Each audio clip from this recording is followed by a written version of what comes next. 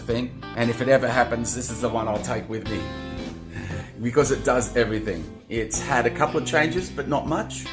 The treble pickup was replaced many years ago because the original one broke, but I replaced it with the same one, just not the pink one. The middle pickup has been changed. Don't worry about middle pickups in the gym. You never use them. You're never going to use them. And if you do, it doesn't matter. They're fine. I put a humbucker in there and it makes very little difference. It's not something that I use.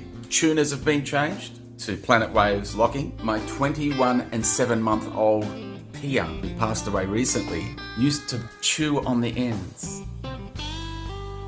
Right, so that's what that is. You'll notice with the pick dust that I used to use Fender Extra Heavies, and that's the red dust. And then I used to use black picks, custom picks, and that's what the black dust is. You can see that I'm speaking through here. Now I use white picks, so you can see what that is. There's no need to clean that out. Don't clean it. Just leave it there. It's got character. It's its own thing. People ask me if I ever used the handle. Yeah, all the time. Bought it in about 1990. We used to play in pubs, stinking pubs that would have cigarette smoke in the air all day and all night.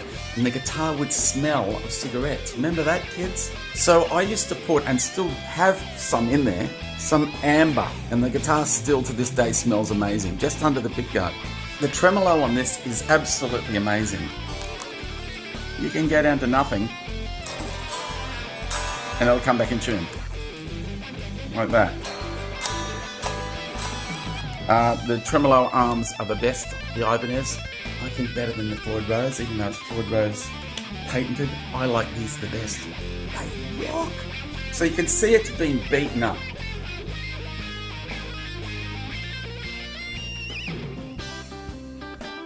Bit of wood, just a bit of wood, but a good bit of wood, this one. It's been stolen twice and lost once, and it makes its way back to me every time. It's very auspicious, this guitar. I know it was meant for me, and I know it's going to be with me forever. I get a call from Michael Dolce, who was working at Lombardo's Music in Rockdale, and he said, "Peter, I think I've found your guitar." I said, "What? How do you know?" And he said, "Well, there's guys bringing it down from Surrey Hills right now." I said, "Yeah, but how do you know it's mine?" He said, "Well, I asked the guy if it was a 6-string or a 7-string, and he said, hang on, I'll just go and have a look." So I bolted down there. We waited for the guy to roll up. I waited in the back room, and I saw this guy get out of a cab. You could tell straight away it was mine. The plan was that I would call the police once I knew it was mine. Michael sat there and went, "Oh, I'll just check to see that everything's all right." And he went,